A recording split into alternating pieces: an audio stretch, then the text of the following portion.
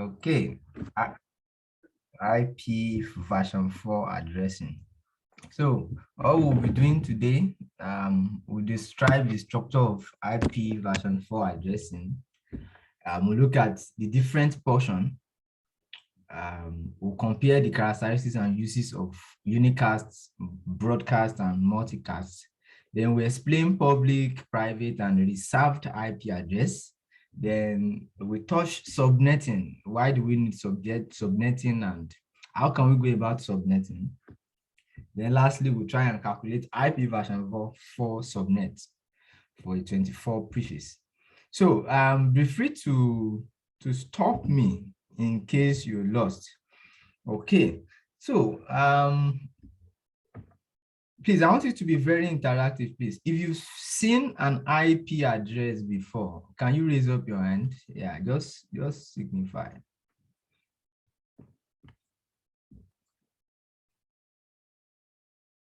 I want to be sure you guys are with me. Okay, Remedy has seen IP address before. Okay, have you seen an IP address before? Joy, have you? And Edison also, have you? Just raise up your hand using, okay. How about you, Joy? Have you?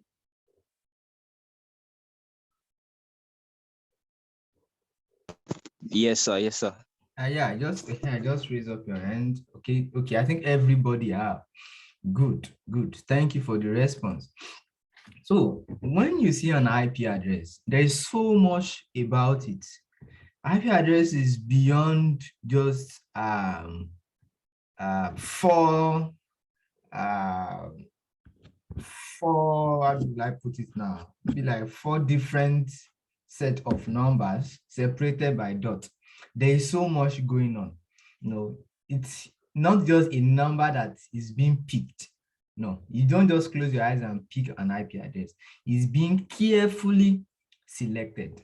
So in an IP address, there are 2 major portions. There is a network portion and there is an host portion. There's a network portion and there's an host portion. So when you see an IP address, if you give me an IP address now, I can tell you all you need to know about the IP address. I will tell you, okay, most likely this is what you are trying to use it for and all that. Where is it coming from and all that.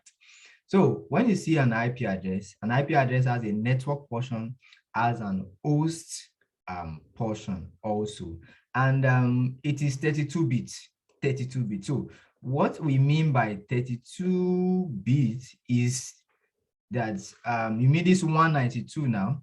When you try to convert it to binary form, you have it as 8. You have 8 bits altogether. Then the second one, 8 bits. So 8 times 4, that's 32. So take note, anytime you see an IP address, try and first convert it to the binary form. Yeah, that will save you a lot of stress, and you will know why as we progress. So when you see an IP address, every other person may just see it as, oh, what do you call it now? It's just want to any of the number, just random. No, it's just not like that. So it's 32 bit altogether, but in that 32 bit, there is a portion for network and there is a portion for host. In this example we have here, we have the first 3. That means the first 24.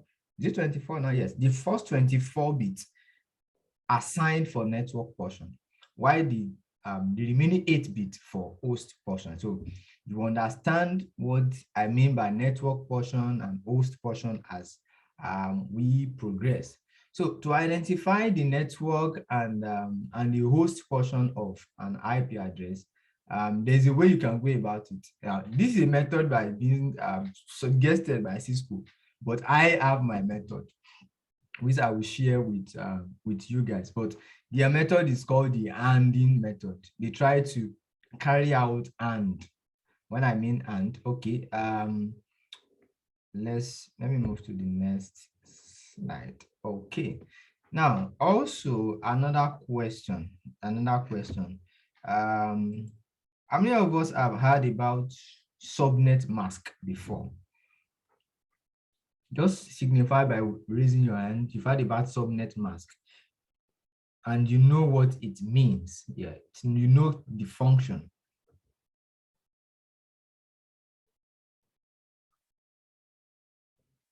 Okay, I didn't see your hand is still on. I hope it's not from. Okay, Ire, okay. Can you unmute yourself and tell us what you think subnet mask does? No, I said I put my hand down. I don't know it. Okay. So what majority of us are familiar with is a IP address. But also take note, kindly take note if you can write down. For every IP address, there is a subnet mask. For every IP version 4 address, there is a subnet mask. Now, the subnet mask will be what we give you more details. That's what you will use to define the jurisdiction of the IP address. So from the subnet mask, you can be able to bring out, okay, this is the number of hosts. Don't worry, you may not understand some of these key terms, but you understand as we progress. From the subnet mask, you use it to draw all these conclusions. So most times, if you even if you go to your system, if you go to your system and you try to go to the network portion, maybe you're trying to find out the IP address you are using, you will realize that most times automatically it assigns 255.255.255.0 to the IP address you must have chosen. But you can always play around this. Yes, you can always play around it. And sometimes you may not see them write out the subnet mask as it is being written here, like 255.255. Or it may not be clearly, the subnet mask may not be clearly written this way. They may only put the prefix length. What we mean by the prefix length is, now, if you try to, we said that the IP address is 32-bit. Now, if you make all the first 8s, if you make them in a binary form now, and if you make the first 8 bits 1, and you try to convert it to what do they call this? Base 10. If you try to convert it to base 10, you have about 256. So now, when you have 255, that means the first 8 is being occupied. So then to determine the previous list now, just count the number of the ones. 1, 2, 3, 4, 5. For the first one now, you have 8 ones. So if I say if there's an IP address that is having the subnet mask of 255.0.0.0, and I may not necessarily write out the 255.0.0.0. I may just write the IP address, then I'll do /8. So by me doing /8, I've already, like, for someone that is technical, knows that, oh, I'm talking about the subnet mask of 255.255.0.0.0. So do you understand what I've said to that point? Joy, do you understand? Yes, sir. Okay, so tomorrow you may just see only IP address and the previous length. So, but you can use the previous length to know the subnet mask. So we'll still further know why subnet mask. Why are there differences in the subnet mask? And what is even subnet in itself? What is subnet in itself? So we'll learn this as we progress. Just follow me carefully. So this was the AND method, which I won't encourage, which is not the best. So I'm going to skip over that, and I will still further share my method with you. So now, also take note of this. Now, in every network, there are 3 types of IP address. In every network, please take note, in every network, there are 3 types of IP address embedded in that network. No matter how small the network be, no matter how large the network is, there are 3 types of IP addresses in any network. Now, the first one is network address. The second one is host address. The last one is broadcast address. Now, they have functions. Now, let me start with the host address. The host address are the IP address that are being assigned to devices in that network, which include end devices and intermediate devices. So when I talk about a network as it is, I may just call an IP address, but in that IP address, it has a range. And within that range, there are 3 types of IP address that are enclosed in it. So the host address is what I just explained. These are the IP addresses that you assign, that there has been assigned to all the hosts, all the devices in that network. Then the network address is not being assigned to any device.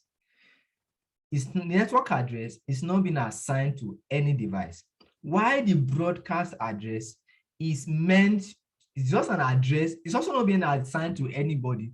But if you choose to send a broadcast message to all the hosts on that network, you can route it to the broadcast address, then everybody receives it. So take for instance, now if you see the diagram I have here, you can see that the network address is, let me try to annotate.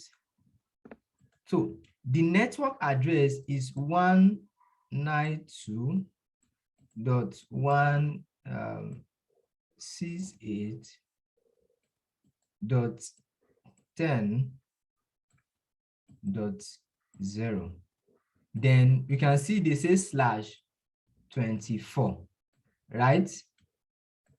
So them saying /24, what is my subnet mask? Okay, what is my subnet mask?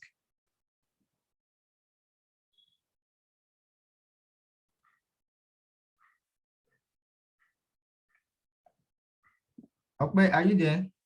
Okay. Yeah, the /24 is the prefix length, but the subnet mask is what I'm asking for now. I said from the initial slide that you can use the prefix length to know the subnet mask of the network. So what this means, like I've earlier explained, is that normally you have 32 bits. 24 ones. So if you try to convert it, that means you have 255.255.255.0. So yeah, .0. Yeah, thank you, Edison. Yes. So now the logic I said I'm going to teach you guys is so as it is now, you see this, the IP address. So when they give you a IP address like this, you see the one they give you, this is the network address. This is the network address. So now, if you want to know the number of hosts, that can be in this IP address. So now we have 24 already filled up, remaining 8. So you just do 2 raised to power the remaining one, which is 8 minus 2. So that would be 2. Okay, they said this in you are away. So what is our answer? This in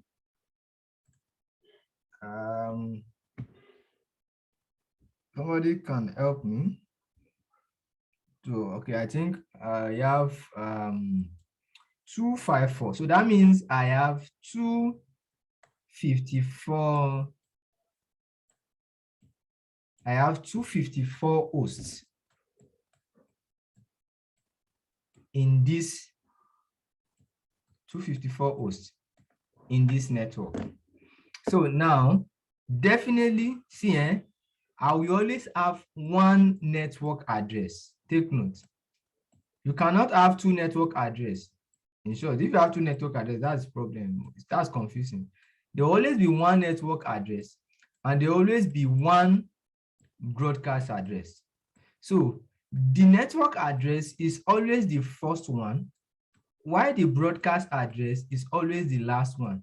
What I mean by that is, so you have the IP address to be this. All you just have to do is add 255 to what you have here. So the network address is 192.168.10.0. The next one will be 192.168.10.1. The next one will be 192.168.10.2. So you will continue like that. That means this is my network address. Then my host addresses will be between 192.168.10. So to start from 1 to where? To 192.168.10. So we said we have 254. So that means it will stop at 254. So that means in this network now, what it means is I believe that I will not have more than 254 devices in this network. If there are more than that, this network cannot accommodate them. Do we understand, please? Do we understand? Yes, sir. Okay. So now, after you've done for the O, so the last one, which should now be 192. So that will be okay. There's a question for him. They said, how did you get the raised to power 8? So what happened is you try, and when you get your prefix length or your subnet mask, so normally you have 32. So you subtract 32 from 24. In some cases, it may be another prefix. So it will be 2 raised to power the difference. So 8 is 32 minus 24. So the 2 raised to power 8 minus 2. Okay, so she's clear now. So now the last one is your IP address. So the IP address. So the IP, the broadcast address rather. So that one is 192. That will be the last one. .168.10.255. So that's that. So in every network, you have it this way. So I can decide to give my laptop 192.168.10.1. I can decide to give another laptop 192.168.10.2. I can decide to give even a port on the router. One or so. I have it just like that. But in this network, I can't accommodate more than 254 hosts.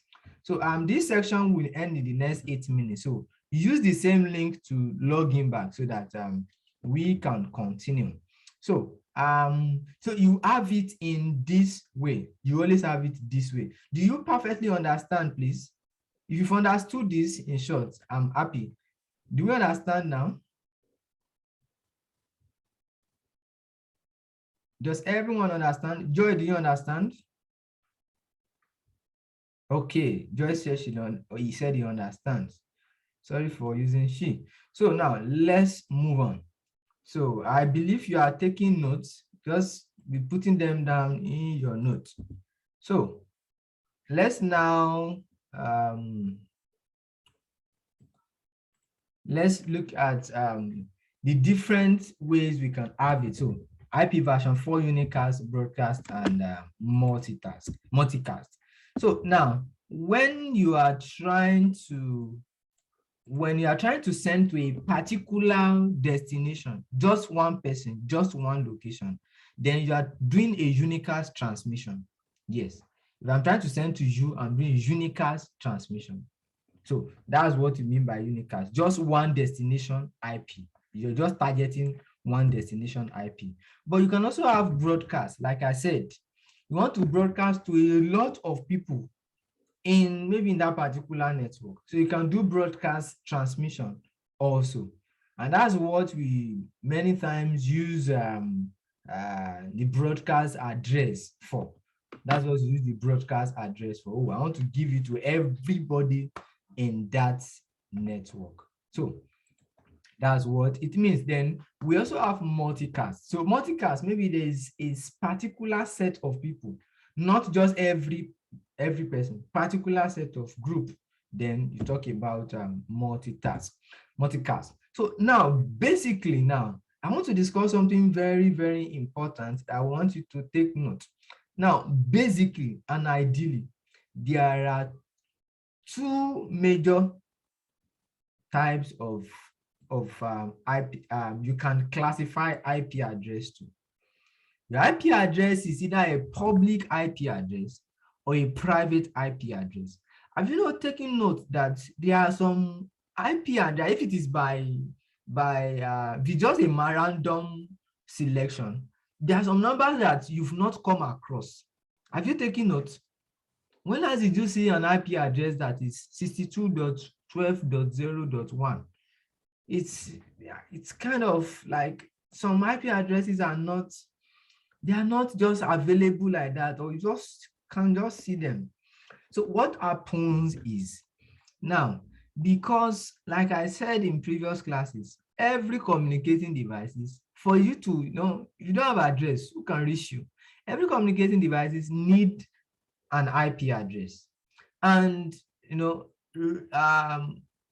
IoT devices are increasing. So there was need to try and manage this IP address. Like we discussed in the last class, it's so limited. IP version 4 is so limited. With time, we exhaust it. So they now said, okay, let's divide it into two. Let's make some public IP address. Let's make some private IP address. Now, those that are private IP address can be repeatedly used privately, while those that are public must not and cannot be used privately. It's only for public consumption. And that's what internet service providers use. They use public IP version 4 addresses, while private addresses are being used remotely, are being used in closed organizations. That means in my organization now, I may choose to use an IP address, and you in your organization, you may choose to use the same IP address, and there will not be conflict. Yes, and there will not be conflict. We will know why there will not be conflict. Even if maybe I'm trying to send to you, wherever you are, and I'm carrying an IP address which is private, and you are carrying an IP address which is also private. If we try to communicate, normally there should be a clash, but because we are using private IP addresses, there can never be clash. So that was what brought about the demarcation of having public IP addresses and private IP addresses. And the table you can see on your screen is a table for private IP address. So you can see that these are the common ones you often see. So from 10.0.0.0 to 10.255.255.255, then from 172.16.0.0, 172.3.1.255.255. So these are the private IP addresses. Do we understand, please?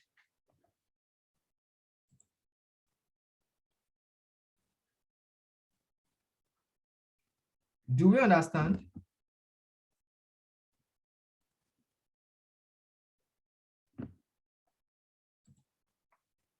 Okay.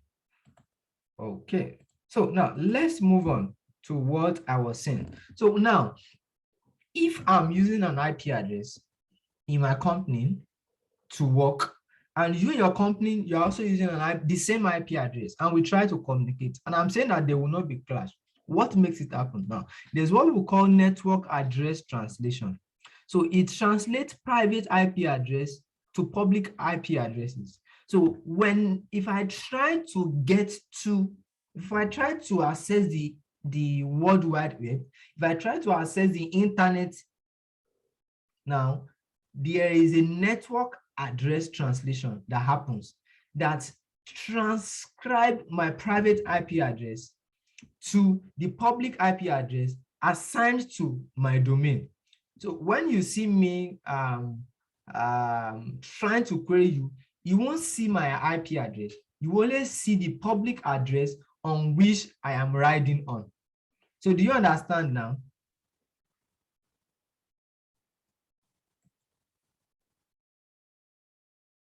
Do you understand?